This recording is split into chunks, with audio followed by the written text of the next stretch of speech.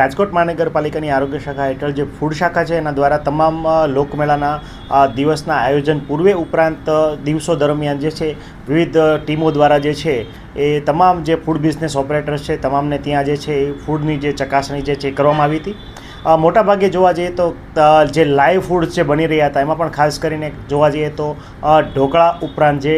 Colour મિશ્રિત કરેલી ચટણી ઉપરાંત જે ખાસ કરીને બટેટા જે ઘણી બધી આઇટમોમાં યુઝ થતા હતા એમાં વાસી બટેટા, આ ઉપરાંત ખાસ કરીને ખાદ્ય તેલ તળવાની જે વસ્તુ હતી, મોટાભાગની જે ફ્રાઈડ આઇટમ્સ હતી એના માટે વપરાશમાં લેવામાં આવતું જે તેલ હતું એનો આ ટીપીસી કાઉન્ટ જે છે એ ઘણી વખત ખૂબ મોટી માત્રામાં એટલે કે દાજિયા તેલનો વપરાશ થતો જોવા મળે હતો. તો આ તમામ જોવા જઈએ તો તમામ ફૂડ બિઝનેસ ઓપરેટરને ત્યાં અમારી ટીમ દ્વારા જે છે દૈનિક ધોરણે જે છે તપાસ હાથ ધરવામાં આવી હતી.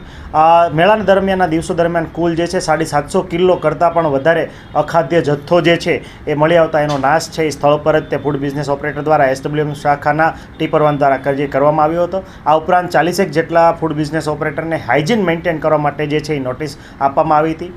ઉપરાંત જોવા જઈએ તો તમામ જેટલા પણ ફૂડ બિઝનેસ ઓપરેટર જે છે મોટા સ્ટોલ ધારક હતા એ તમામને ટેમ્પરરી લાઇસન્સની પ્રક્રિયા પણ ફૂડ શાખા દ્વારા જે છે એ કરવામાં આવી હતી. આ ઉપરાંત મેળા દરમિયાન જે